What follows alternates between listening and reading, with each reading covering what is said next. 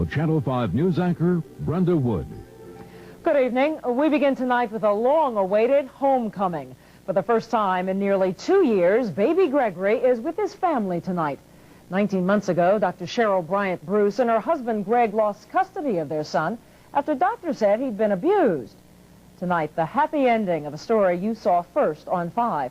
Channel 5's Melissa Jew is at the Bryant Bruce home right now in Jonesboro, where the family is expected to arrive tonight any moment now. Melissa? That's right, Brenda. The family's expected to arrive here sometime tonight. When they do, they'll be taking little Gregory to this upstairs bedroom here behind me. If you can see through the window, that is baby Gregory's nursery, where he'll most likely spend his first night here at home.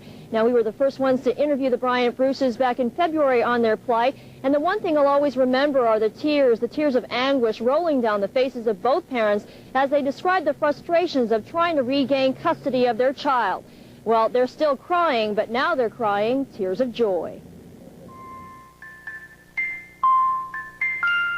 His cradle's been empty for most of his life. Now it's just a matter of time before baby Gregory finally arrives home.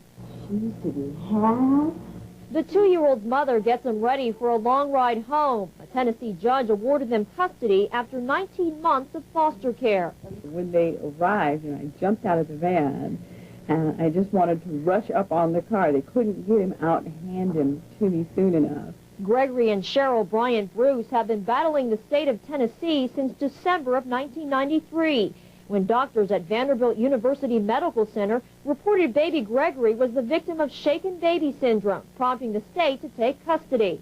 But Gregory's mother, who's also a medical doctor, says her child's retina and cranial bleeding was due to a rare liver disorder called Alagille syndrome. And to prove her point, she kidnapped little Gregory from foster care and brought him to Eggleston Children's Hospital for a second medical opinion. And it was Emory doctors who testified in a Tennessee court this week that baby Gregory's symptoms could have been caused by Alagille syndrome. That was enough for the judge to award the Bryant Bruces custody, ending a 19-month battle. Ladies and gentlemen, let me tell you that baby Gregory is going home. Finally over. I mean, there's no anger. I mean, it's nothing but joy right now. Now, the Bryant Bruces are expected to arrive here tonight. They've been driving from Tennessee, and when they do, they'll be getting some much-needed rest. The past few days have been quite emotional for them, and they'll be spending a few days here in this house in a private reunion. Live in Jonesboro, Melissa Jew, Channel 5 Eyewitness News, prime time. Certainly rest is what this family needs right now, but on the heels of this victory, are there any family members, any friends waiting for their arrival at the house?